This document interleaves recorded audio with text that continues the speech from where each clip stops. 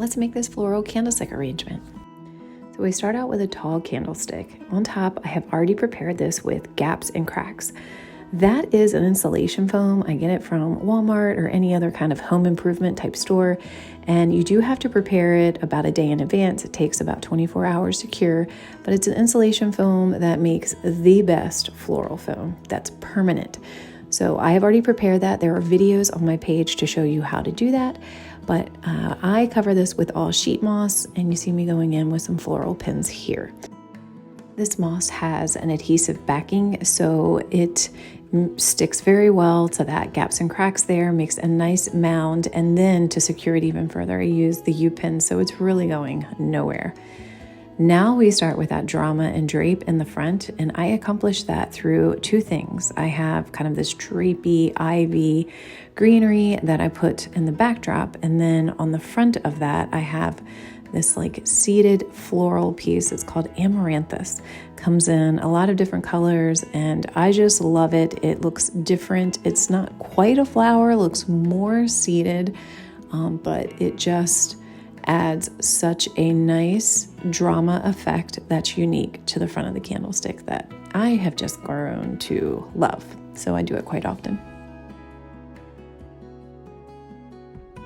All right, so once we make some of that drama and drape there, you will see that I will start to go around the perimeter of the candlestick more towards that bottom and the base, and I'm going to continue with the drama and drape, but just a little bit less of it, right? So I just pick alternating greenery. I usually have 2 to 3 different kinds that are both somewhat long, right? Have some long stems to them, and I clip them up.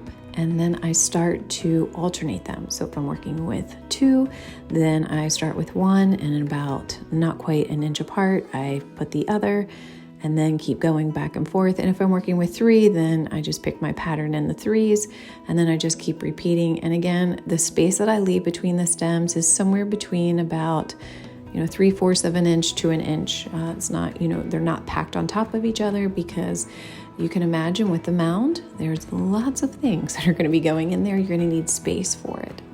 Also, it gives it a very nice garden romantic feel when you can see through the greenery and see the pretty candlestick behind it as well. So I like to give that a little bit of spacing, and then each of those pieces of greenery have their space to, not be crammed and smushed together.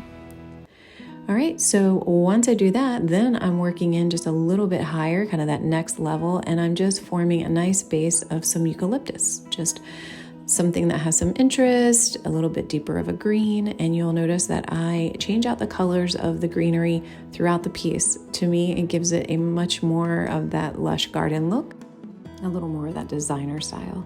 All right, so I'm going in with the blooms first. I pick my 3 biggest blooms. I set them up. You'll notice that I bend them. They're all on an angle. Then once I have them in place, then I just start to surround them with some of the filler flower that are in a little bit of the deeper, tones of the same color. And then that's what gives it a lot of that depth and that interest, right, when you look at it. So I just keep working that pattern around and around.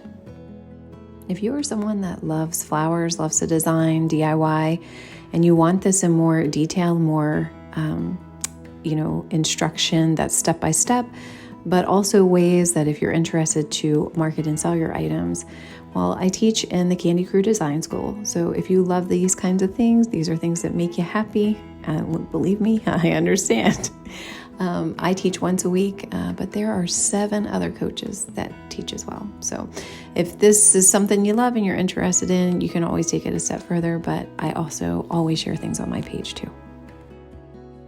Some tools that I've been using during this tutorial that I haven't really mentioned, but I want to at least let you know. There is a pick machine that's off to the side. You can see the little lever there. It's what allows me to get these stems into that gaps and cracks that's covered with a sheet moss very easily. If you do not have a pick machine, which I can imagine, they're pretty expensive, right?